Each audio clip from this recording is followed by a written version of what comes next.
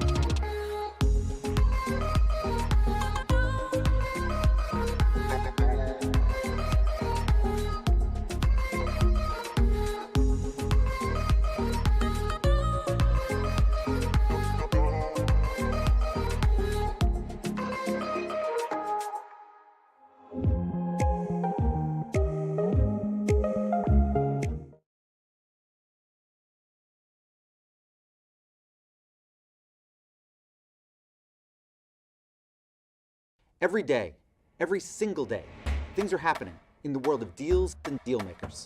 And there's never enough time to keep up with every company, transaction, announcement, or whatever. It's just exhausting. And we have a new product to help fix that. This is Axios Pro Deals, a new premium subscription product bringing you tailor-made insights like never before. For the last 5 years, Axios has helped deal professionals navigate the whole deal landscape with Pro Rata. With Axios Pro Deals, we're diving deeper into the industries that matter most to you. You just want stories on fintech? There's a newsletter for that. MedTech deals? We've got you covered. The future of retail? We'll guide you. With Axios Pro Deals, you're going to be getting all of this industry-specific insight and expert analysis at a level you simply can't get anywhere else. So if you're a venture capitalist, private equity investor, banker, trader, founder, executive, anyone who cares about deals, Axios Pro is what you need to help you understand what matters and why. Start your free trial today at AxiosPro.com.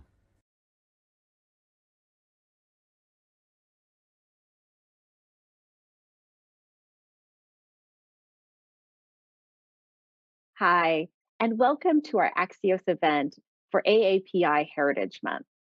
I'm Sarah Kehalani-Gu, Editor-in-Chief of Axios, and I'm joining you here from our office in Arlington, Virginia. I want to welcome those of you who are streaming this program on Facebook, YouTube, Twitter, LinkedIn, or Axios.com. And for those of you who are on Twitter, you can join the conversation using the hashtag AxiosEvents. For the next 30 minutes, me and my colleagues are going to examine Asian American duality, in that there's rising visibility for Asian American Pacific Islanders, but also rising vulnerability too. I'm thrilled to welcome as our first guest a face that many of you have seen on film and television for years. She's actor Tamlyn Tomita. Welcome to the program. Thank you, Sarah, for having me. Happy Asian American and Native Hawaiian Pacific Islander Month to you. Great, thank you. Thank you. We're so glad you're here to join this conversation.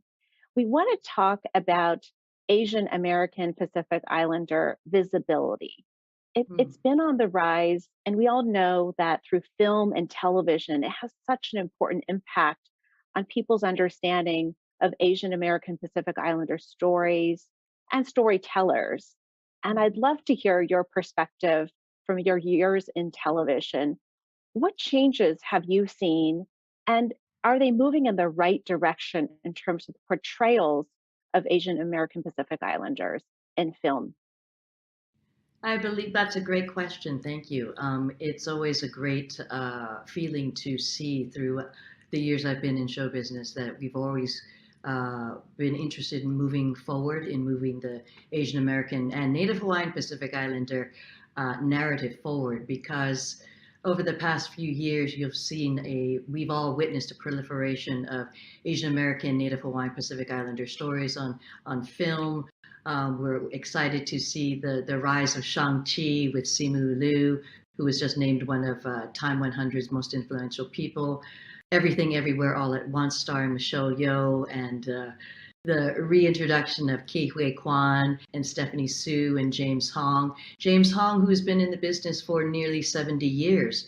And this is a testament to the resilience, to the acknowledgement that Asian American, Pacific Islanders, and Native Hawaiians have been in this country. And our stories deserve to be told because quite literally, they make a lot of money at the box office. And these are American stories. These are stories that pertain specifically to these Asian American, Native Hawaiian, Pacific Islander audiences. But more importantly, it relates to Americans of all different cultures, this immigrant culture, the family, the relationships between mother and daughter and father and son. These are kinds of stories that connect us all. And when we see the rise of these story creators, of these storytellers, of these story makers, they are in fact placemakers at the table, known as this great nation of the United States of America that's getting longer, bigger, and more diverse, inclusive, and equitable. You mentioned some recent hits there, and what's interesting is it's different genres, different kinds of stories, different kinds of characters, but really a momentum in the last few years.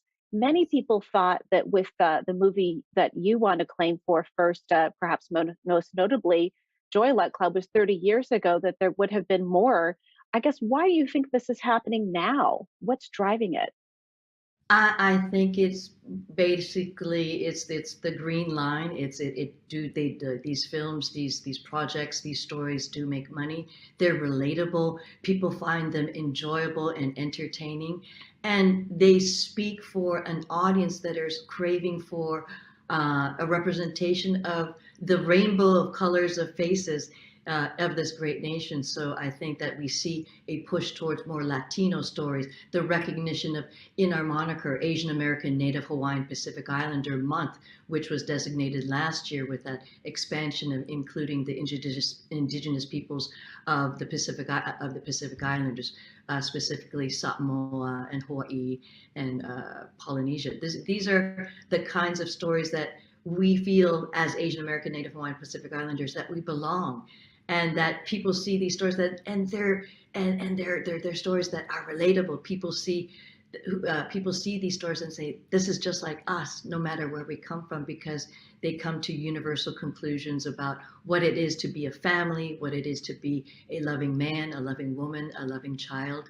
And so that's what we're trying to see. It's this excitable forward momentum progress for not only us, because May is designated as AAPI month, but as the months go along, that we put on the spotlight towards those diverse and specific stories.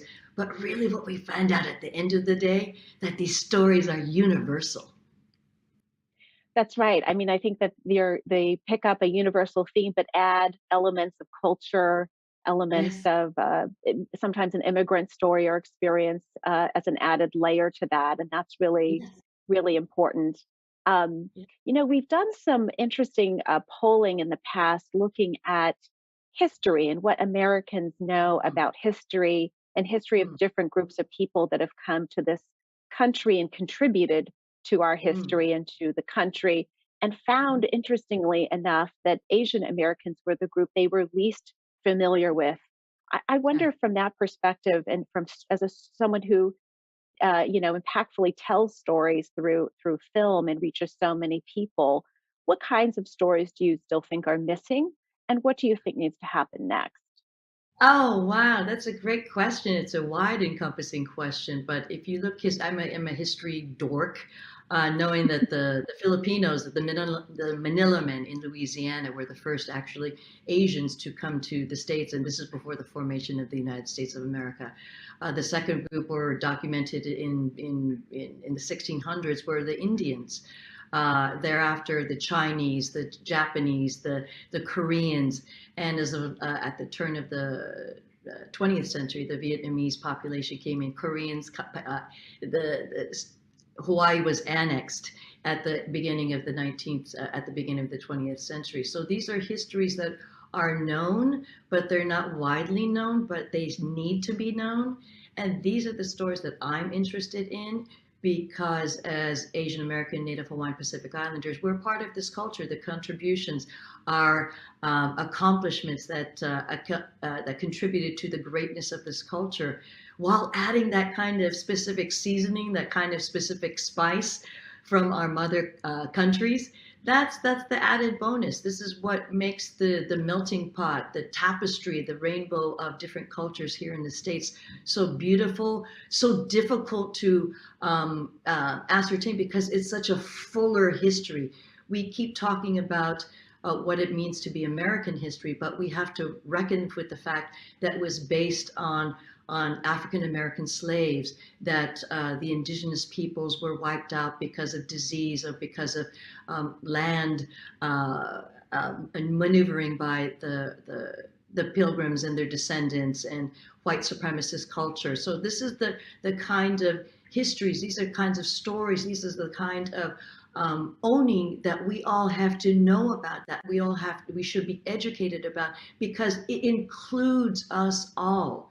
And it's the difficult kind of struggle in seeing this is a bigger, fuller, truer picture, and knowing that the picture is really deep.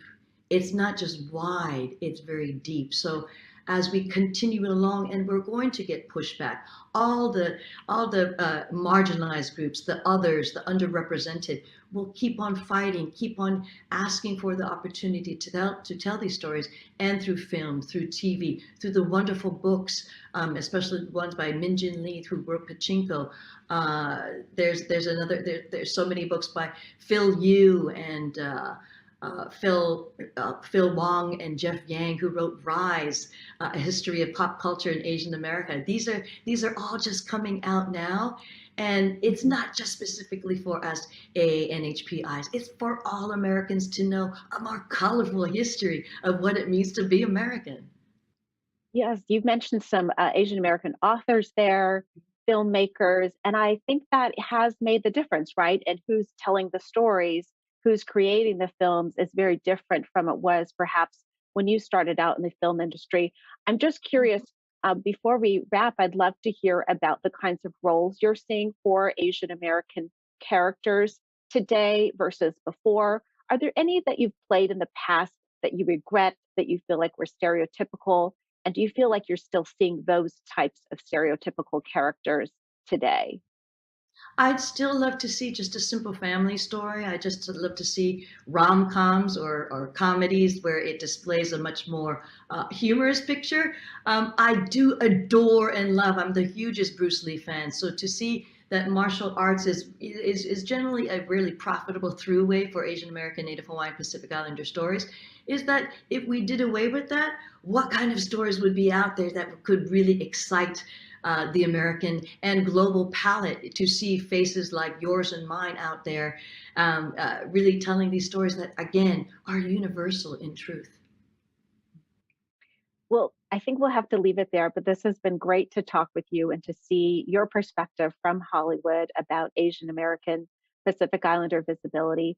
Tamlyn Tomita, thank you for joining us at Axios. I appreciate the time. Thank you. Thank you so very much. And again, happy Asian American and Native Hawaiian Pacific Islander Month. Thank you. And next, I'm going to turn it over to my colleague, Shauna Chen.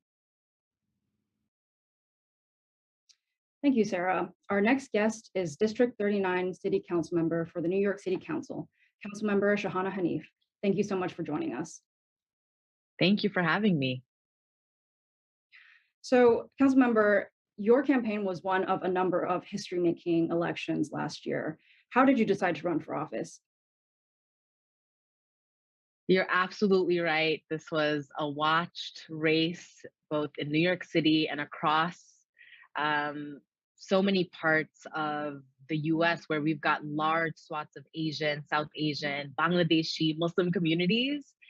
I ran because my community called me in. My community in Kensington and across this beautiful district that I represent in Brooklyn saw in me that I could take on the torch to lead our city in COVID times and through recovery. And so I listened. I took very seriously that there are leaders and friends and neighbors who saw me in this role, one that I had not even ever perceived I would pursue. And through that and many conversations, I explored what it means to run for office and recognize the various barriers for particularly women of color in electoral politics and coming to a decision to run. And it was really the affirmation from my community and feeling really supported by the diversity of leaders in the 39th and across our city that helped me make the decision to do this in what was a very crowded field, in a district that has never before been represented by a woman in the city council. And then, of course, in our city, we've never before myself and Councilmember Shekhar Krishnan got elected. We've never had South Asians in city council, and of course, never a Muslim woman. And so this was a very big calling, and to see myself in this seat and go for it is really a testament to the work and advocacy and organizing of so many feminists and women leaders, the vibrant Asian, South Asian communities. And so I'm here because so many people paved that path and made it easy. And at the same time, building on their work and deepening my commitment to a city that is anti-racist and led with feminist principles. As you mentioned, your election was one of many, many firsts. With that, obviously comes power, right? Power with the visibility, but also a burden of the burden of representation, which I'm sure you have felt. So, how has that experience been for you? It's tough. It's tough to be the first across many identities. And at the same time, I recognize that I get to have the mic in the rooms that I'm entering, in the conversations I'm having about legislation and how this city's budget must be allocated through a lens of justice and equity. And so I'm going into these rooms talking about the issues that are of utmost importance to our communities. And so I'm thinking about working class struggles and the working class fights of our delivery workers, to our communities now experiencing the weight and burden of anti-Asian violence, the continuity of Islamophobia. And so I see great power in bringing in the narratives and stories and experiences that have not been told in the halls of city council. And so I appreciate uh, the the new set of tools that I have to uplift the issues that have not had a mic. And I am continuing to deepen my relationships with people who are on the sidelines and continue to be marginalized through city council and other arenas of governing. Yeah, we've definitely seen a boost in Asian representation, in the last 2 years, last 3 years with politics, media, business. You're one of them, obviously. But we're also in this moment of heightened anti-Asian hate, both the COVID-driven spikes and also, as you mentioned, the decades-long Islamophobia that has fueled a lot of hate crimes against Muslims and South Asians at large. How do you grapple with that? I've been having more conversations. Right now is a moment to recognize that the violence against Asian communities, the Muslim community, South Asians, is not a new occurrence. We've been on the receiving end of white supremacist violence for many, many decades. And so, what I've been pushing our communities to think about is safety, and safety in our neighborhoods, and in conversation with groups that are organizing to ensure that neighbors are talking to one another, neighbors know how to respond and support de-escalating incidences of bias. This also means getting to know these groups at a much more deeper level to support their continued work through a just budget. And so I've been focused on getting to know the groups that are doing the work on the ground, supporting them build out programming that brings in our elders, that brings in more young people in community with one another. And then, of course, pushing our communities to become more proactive advocates for housing security, for food security, and the root causes of violence in our city. And so calling for a just budget is my role in the city council, and being able to, again, have this mic to discuss the deep disinvestments that our communities have faced is something that I continue to shed a light on. And then, of course, encourage groups and advocates, organizers to keep doing their work on the ground, because we're going to need all people involved in this fight for security and safety in our city.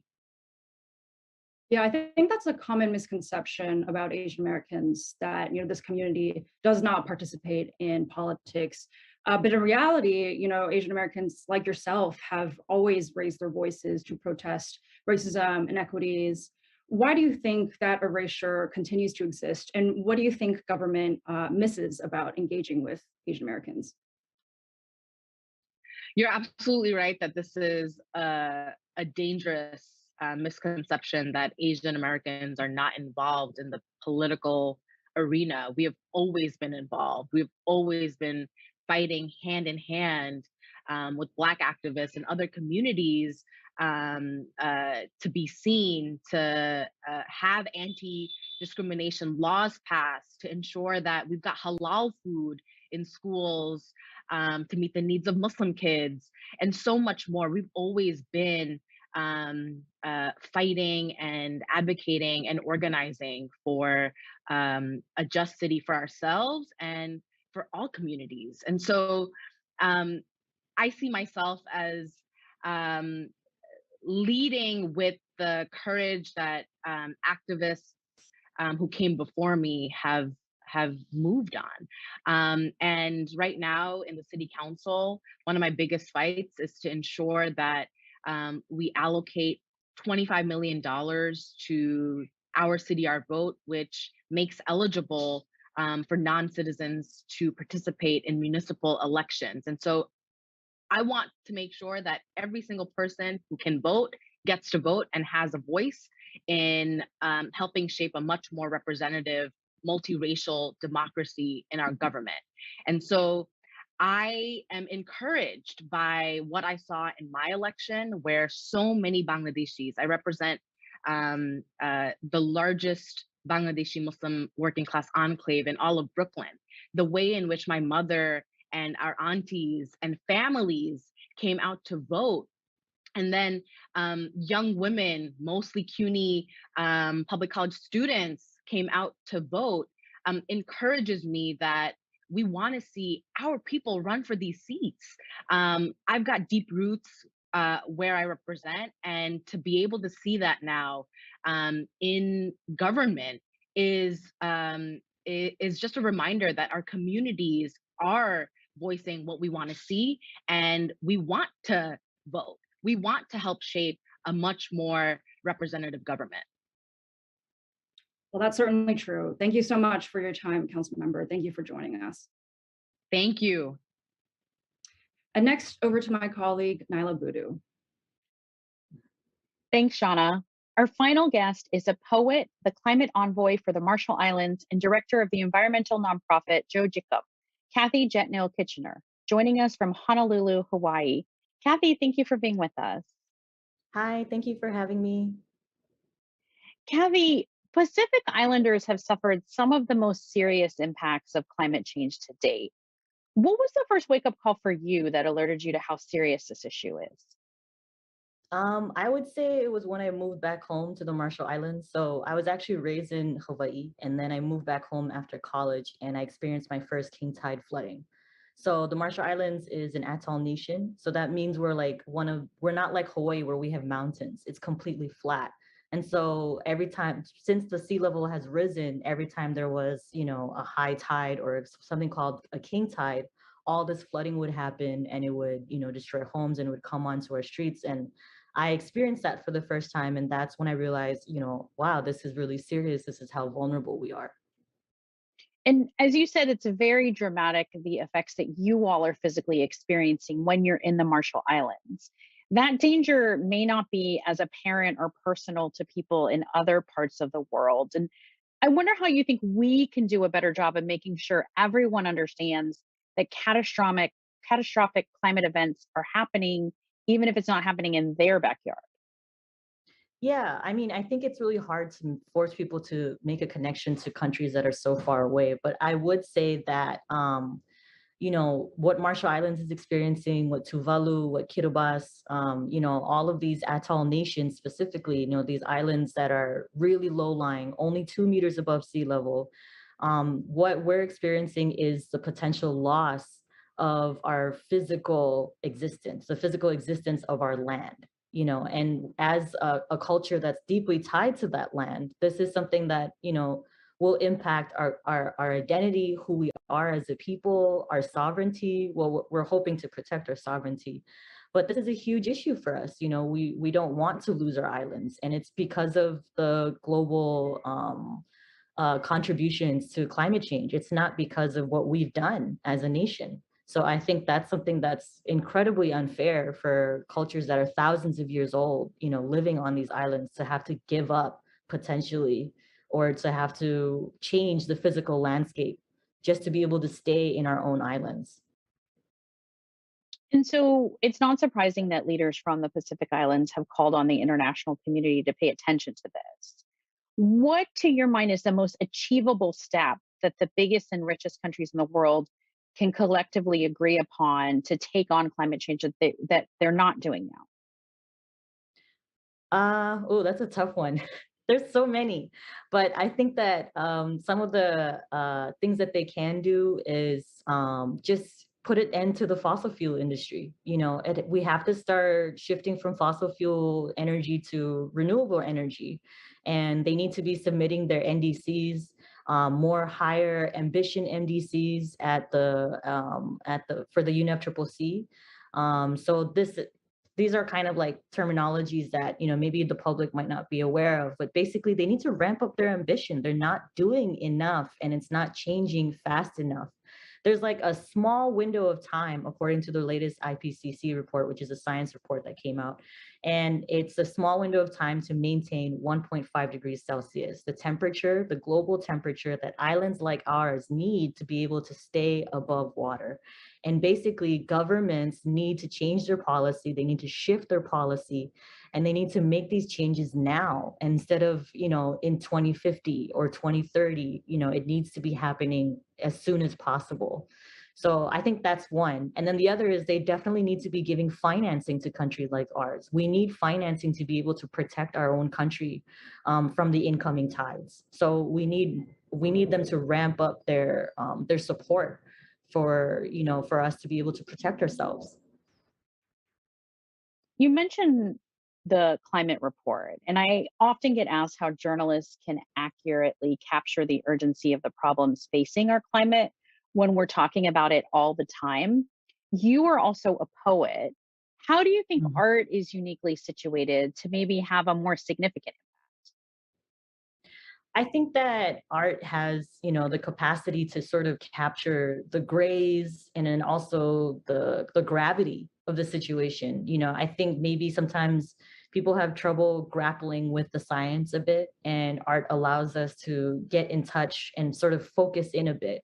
It's meditative from my perspective. It helps us focus on one fact, on one island, on one person, because every island, every person matters. And I think that's what art can do. It can capture the grays and also the complexities of this issue, because climate change is a big issue. It affects all of us.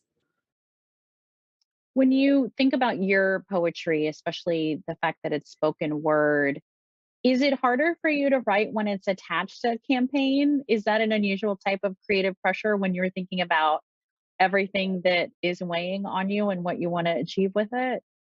To be honest, it's the other way around. I have actually been doing way more writing in the past couple of years for campaigns. And like every time I learn something really specific about climate change, I will try to turn it into writing to raise awareness on it. It's my way of connecting people to these issues. You know, like when I learned about the 1.5 degrees Celsius goal, I immediately wrote a poem about it and tried to put it out so that people can understand how grave and important this number was.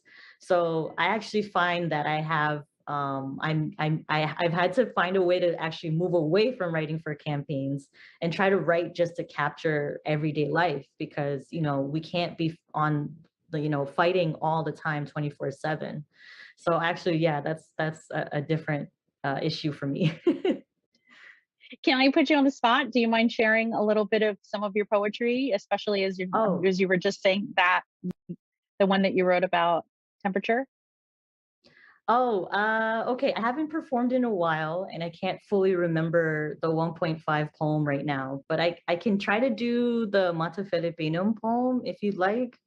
So it's called Dear Mata Filipinum. It was a poem I wrote for my daughter.